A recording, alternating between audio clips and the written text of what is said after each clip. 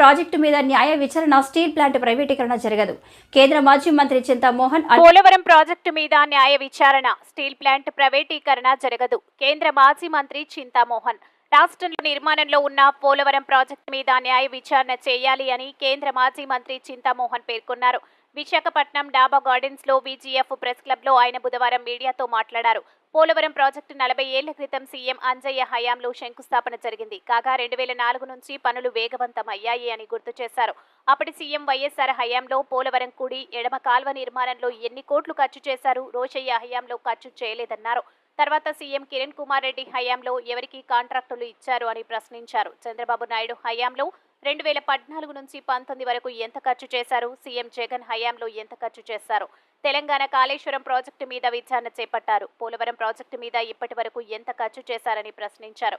పోలవరం మీద కూడా న్యాయ విచారణ చేయాలని కోరారు. ఇప్పటి వరకు సుమారుగా 40,000 కోట్లు ఖర్చు చేసి ఉంటారు. ఇప్పటికే నిర్మాణం పూర్తయి ఉండాలి. గత 4 సీఎంల హయాంలో ఎంత ఖర్చు చేశారనేది వెల్లడించాలని డిమాండ్ చేశారు.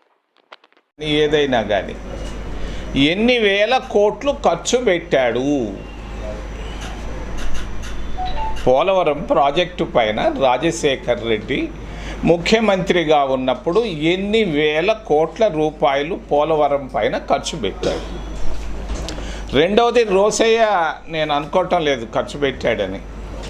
కిరణ్ కుమార్ రెడ్డి 3.5 సంవత్సరాలు ముఖ్యమంత్రిగా ఉన్నప్పుడు పోలవరం ప్రాజెక్టు పైన ఆయన ఎంత ఖర్చు పెట్టాడు, కాంట్రాక్టులు ఎవరెవరికి ఇచ్చాడు. మరి మూడవది, చంద్రబాబు నాయుడు 2014 నుంచి 19 దాకా హైడ్రో ప్రాజెక్టు ఆ ప్రాజెక్టులు అని చెప్పి కొంత ఖర్చు పెట్టాడు. మరి చంద్రబాబు నాయుడు ముఖ్యమంత్రిగా ఆయన ఎంత ఖర్చు పెట్టాడు పోలవరం ప్రాజెక్టు పైన, అది రీహాబిలిటేషన్ కానీ హైడ్రో ప్రాజెక్టు కానీ మరి ప్రాజెక్టు కానీ.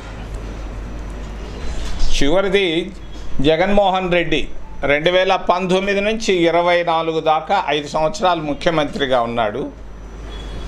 జగన్మోహన్ రెడ్డి ముఖ్యమంత్రిగా పోలవరం ప్రాజెక్టు పైన రీహాబిలిటేషన్ పైన ఎంత ఖర్చు పెట్టాడు. దీని ఇప్పుడు మొన్న కాళేశ్వరం అనే ఒక ప్రాజెక్టు తెలంగాణలో మొదలైంది. ఆ ప్రాజెక్టు పైన జ్యుడిషియల్ ఎంక్వైరీ వేశారు. పినాకిని చంద్రఘోష్ అని ఒక రిటైర్డ్ చీఫ్ జస్టిస్ని తీసుకొచ్చి ఆయన తిరుగుతూ ఉన్నాడు ప్రాజెక్టు పైన. ఆయన దాదాపుగా ఇప్పటికీ నాకు తెలిసి ఒక 8-9 విజిట్లు చేసి రిపోర్టు రెడీ చేస్తున్నాడు. విశాఖపట్నం స్టీల్ ప్లాంటు అది ఎంతో పోరాటాలు చేస్తే కానీ వచ్చింది ఆ ప్రాజెక్టు. ఈ ప్రాజెక్టు వచ్చిన తర్వాత మరి పూర్తయింది. ఇందిరాగాంధీ గట్టి పునాది రాయి వేసింది దీనిపైన. నేను చెప్తున్నాను, ఈరోజు విశాఖపట్నం ప్రాంతవాసులకు కానీ విశాఖపట్నం స్టీల్ ప్లాంట్లో పనిచేస్తున్న ప్రతి కార్మికుడికి దానిపైన ఆధారపడినటువంటి ప్రతి ఒక్కరికి నేను ఒక్క మాట చెప్తున్నాను, కాంగ్రెస్ పార్టీ ఖచ్చితంగా ఈ విషయంలో విశాఖపట్నం స్టీల్ ప్లాంట్లో చాలా మంచి ఆలోచనతో ఉంది. మోడీ కాదు, ఎన్డీఏ ప్రభుత్వం కాదు, బీజేపీ ప్రభుత్వం కాదు, ఏ ప్రభుత్వాలు దీన్ని ప్రైవేటైజ్ చేయలేవు. ఊరికే కాగితాల పైన చేయాల్సిందే. కానీ నేను ఈరోజు పేపర్లో ఎక్కడో చదివాను, చాలామంది ఉద్యోగస్తులు, శాశ్వత ఉద్యోగస్తులు పదవి విరమణ చేసి వాలంటరీ రిటైర్మెంట్ తీసుకోవాల్సిన పనే లేదు. నేను రాహుల్ గాంధీ గారితో కూడా మాట్లాడాను, మా నాయకులందరితో మాట్లాడాను.